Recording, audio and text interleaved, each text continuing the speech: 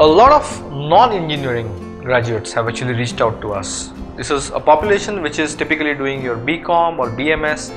They have reached out to us, and a very clear question is that okay, there is opportunity and everything looks rosy, but should they make a transition, or should they even attempt to make a transition into data sciences?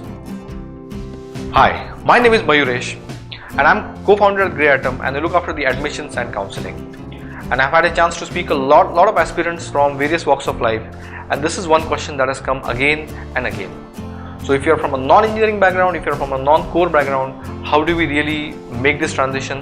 And even in first place, should you be making this transition? So that's the question for the day, and how do we really think about it? So I think let's quickly set the base and deconstruct this.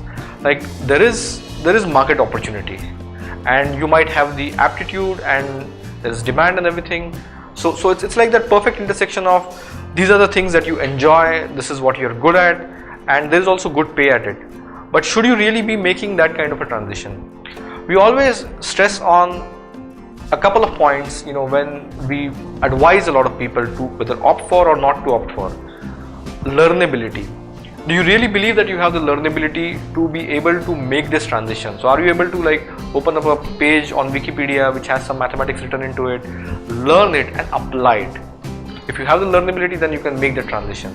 Second thing is some exposure to programming, or do you really have the programming skills to be able to make that transition?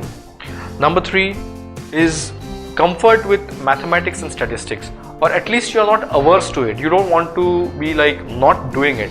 If you're open to learning that, I think that's a good space to be in. So these are the 2-3 things that we are able to generally judge a person, that whether this person will make it or won't make it, or should even try to make that kind of a transition.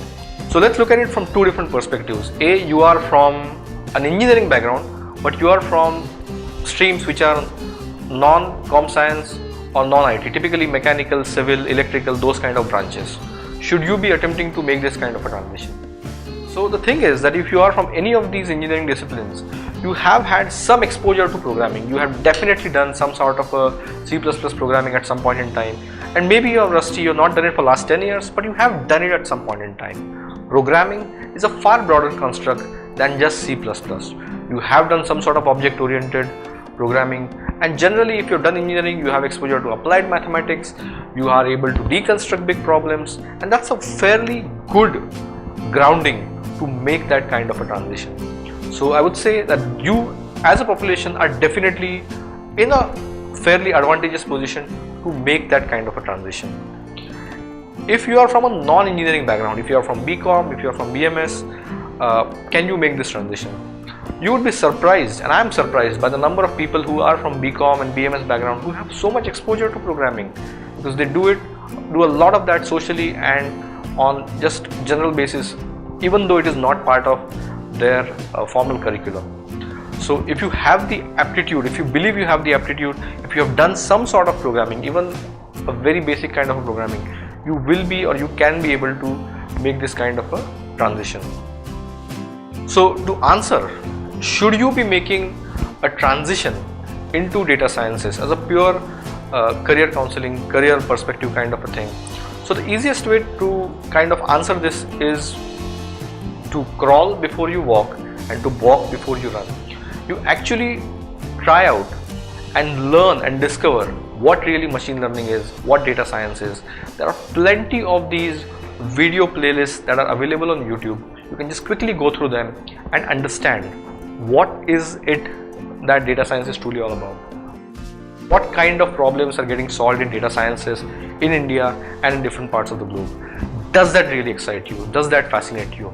If that is the case, then I think you should definitely be looking at it and trying to understand more and more of it.